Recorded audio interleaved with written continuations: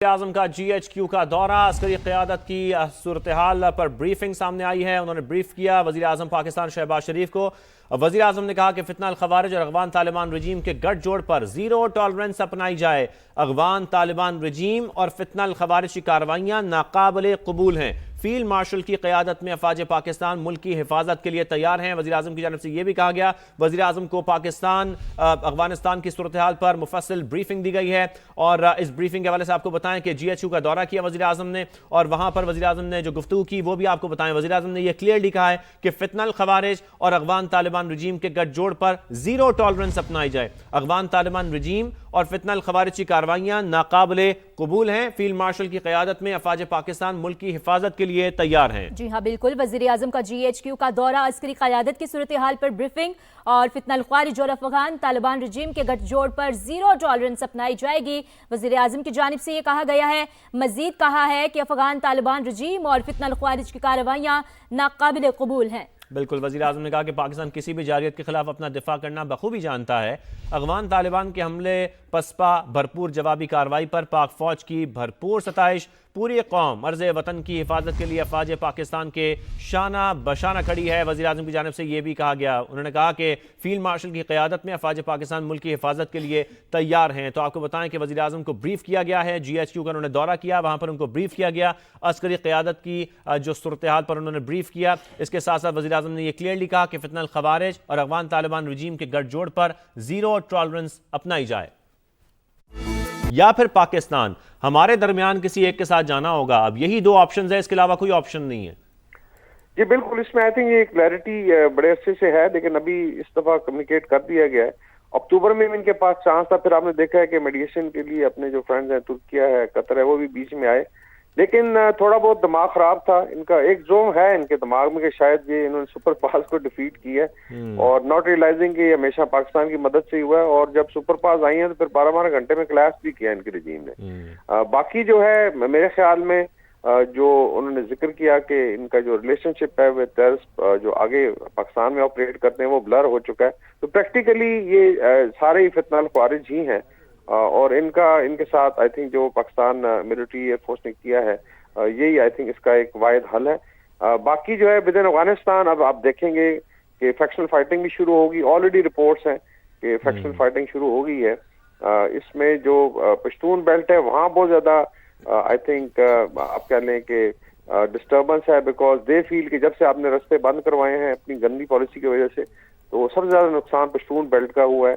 जो 38% ऑफ अफगानिस्तान है उसमें उनकी तिजारत, उनकी ट्रांसपोर्ट, उनका आना जाना बंद है, तो उनका बहुत ज्यादा इकोनॉमिक लॉस हुआ है और दे आर आस्किंग कि आपने फिर इसमें क्या कमा लिया। उसके बाद जो है आपका आ जाता है ताजिक इलाके हैं, उज़्बेक्स हैं जो वैसे ही इनसे परेशान है। 2 करोड़ खवातीन बंद हैं। तो आप देखेंगे आहिस्ता आहिस्ता ये आई थिंक चीजें सामने आएंगी। नॉर्दर्न रेजिस्टेंस फ्रंट जो है वो भी तैयार है कि ये रजीम अभी क्लैश की तरफ जाएगी और मेरे ख्याल में पाकिस्तान के पास और कोई ऑप्शन नहीं है। बिल्कुल सही। अब वकार साहब, जब सवाल हुआ ना उनसे इस बारे में ही पूछा गया कि ऐसी कोई क्रेडिबल इंफॉर्मेशन है कि जो क्वाडकॉप्टर्स और ड्रोन्स का इस्तेमाल किया जा रहा है पाकिस्तान के खिलाफ, क्या भारत जो है वो इसमें इसका मतलब है कि ऑन बोर्ड है उनके साथ? तो आपको DGISPR की स्टेटमेंट से क्या फील हुआ?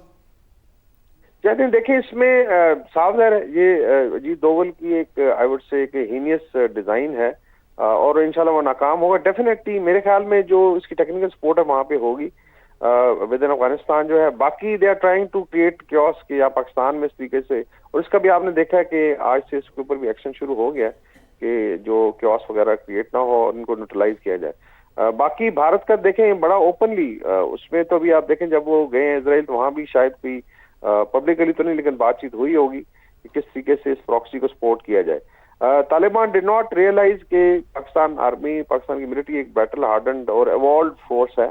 दे आर माशाल्लाह मास्टर्स ऑफ मोज़ैक वॉरफेयर या जो भी 5th जनरेशन वॉरफेयर है। हमने भारत को जो उनका बाप है उसको धूल चटाई थी मई में, वो सारी दुनिया ने देखा है और उसके बाद ये पसपाई हुई भारत को।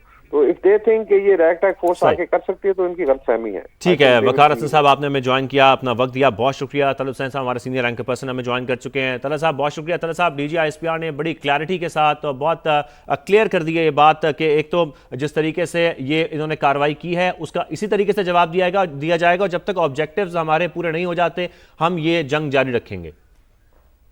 जी, बहुत अहम प्रेस कॉन्फ्रेंस थी और आपने जो आखिरी जुमला कहा कि जब तक हमारे अहदाफ नहीं मिल जाते हमने इस ऑपरेशन को खत्म नहीं करना।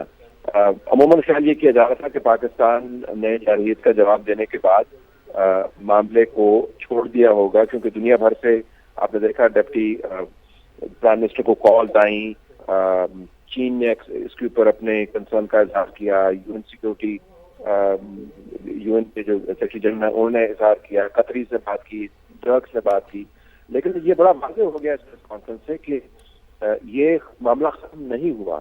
मामला शुरू किया है तालिबान ने, लेकिन जिस जगह से ये मुसलसल शोरश आ रही है पाकिस्तान की तरफ, उस तमाम सप्लाई चेन को अब पाकिस्तान ने तबाह करना है। तो जो अहदाफ बताए वो बड़े अहम थे। उसके अंदर 5 सूबे इन्वॉल्व हैं और उनका दारुल खिलाफा है काबुल, उसके अंदर अटैक है।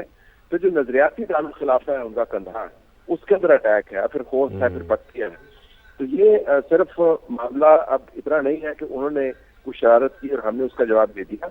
अब हमने उस शरारत करने वाली सप्लाई चेन को तोड़ा है। ये सबसे बड़ा पैगाम है आज की प्रस्ताव। और तलत साहब, जिस तरीके से भारत की भी बात हो रही थी, सहूलतकारी की बात हो रही थी, क्योंकि हमने इस हमलों में ये भी देखा है जिसको पाकिस्तान ने बड़े कामयाबी के साथ इनको हमने देखा है कि निशाना बनाया, जो क्वाडकॉप्टर्स का और ड्रोन्स का इस्तेमाल किया जा रहा है। तो ये इस बात की भी फिर जो है वो इसको सपोर्ट करती है कि भारत इसमें ऑन बोर्ड था तालिबान के साथ। देखिए, हमारे जहन में बिल्कुल वाज़ेह होना चाहिए कि दुश्मन एक है, उसकी जो चालें हैं वो मुख्तलिफ जगहों पर अब घूम रही हैं। तो दुश्मन तो हमें पता है हिंदुस्तान है, लेकिन अब उसकी चालबाजियों के अंदर तालिबान को भी शामिल कर लिया गया है। और वजारत खारजा का बयान आपने देखा होगा, जब नरेंद्र मोदी का दौरा हुआ इसराइल का, तो उसके ऊपर जो दिफाई कोऑपरेशन है उसके ऊपर जो वजारत खारजा का बयान है वो बड़ा अहम है। उसके अंदर जो टेक्नोलॉजी की ट्रांसफर है उसके ऊपर बिलखुसूस हमने फोकस किया हुआ है। और उस टेक्नोलॉजी की ट्रांसफर के अंदर ये जो सोफिस्टिकेटेड ड्रोन्स हैं वो भी इन्वॉल्व हैं।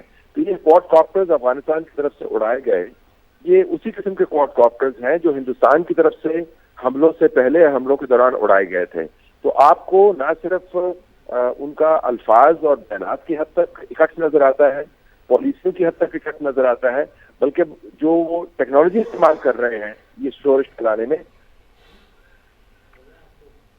जी तलत साहब से भी हम बात करेंगे इस हवाले से, वो तफसीलन हमें बता भी रहे हैं, हमसे गुफ्तगू भी कर रहे हैं, अपना तज्जिया भी दे रहे हैं। तलत साहब से गुफ्तगू हम मजीद भी करेंगे, अपने नाज़रीन को यहाँ पर बात भी करते हैं। तलत साहब अपनी बात कंटिन्यू कीजिएगा, आपकी आवाज़ कुछ डिस्टॉर्ट हो गई थी। तलत साहब से हम बात करते हैं, अपने नाज़रीन को यहाँ पर बताएं। DGISPR लेफ्टिनेंट जनरल अहमद शरीफ चौधरी ने अहम प्रेस कॉन्फ्रेंस की, उन्होंने तफसीलन बताया कि क्या हुआ।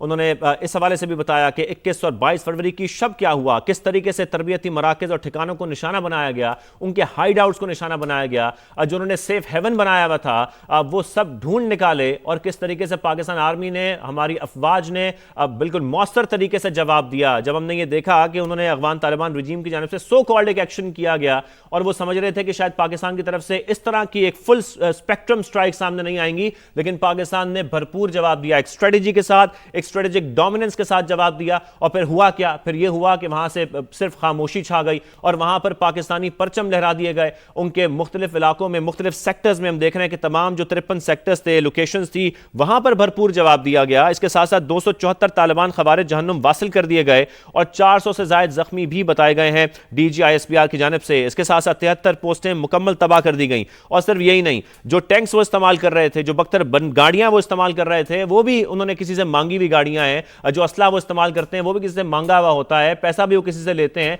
तो ये जो गाड़ियां, बख्तरबंद गाड़ियां, टैंक्स का वो इस्तेमाल कर रहे थे, उनकी तादाद 115 थी, जो पाकिस्तान अफवाज ने, हमारी एयरफोर्स ने उनको तबाह कर दिया है। तो ये मौसर जवाब दिया गया है, ये मौसर कार्रवाई की गई है। ये पाकिस्तान अफवाज की फौरी जवाबी कार्रवाई थी, जिसके नताइज हम आपके साथ अब शेयर कर रहे हैं, जो DGISPR ने इस प्रेस कॉन्फ्रेंस में हमारे सामने रखे हैं। हमें बताया कि कितने प्रिसीजन अटैक्स थे ये, किस प्रिसाइजली जो उनके मुख्तलिफ हाइड आउट्स थे उनको निशाना बनाया गया है और उनको भरपूर जवाब दिया गया है। और ये बात यहां पर खत्म नहीं हुई है, ये बड़ी क्लैरिटी के साथ उन्होंने बता दिया कि अब इनको ये चूज करना पड़ेगा कि क्या उनको टीएलपी, बीएलए, दाइश, अलकायदा के साथ रहना है या उनको पाकिस्तान के साथ रहना है। अब्दुल्ला हमीद गुल साहब हमारे साथ मौजूद हैं। अब्दुल्ला हमीद गुल साहब, बहुत शुक्रिया ज्वाइन करने के लिए।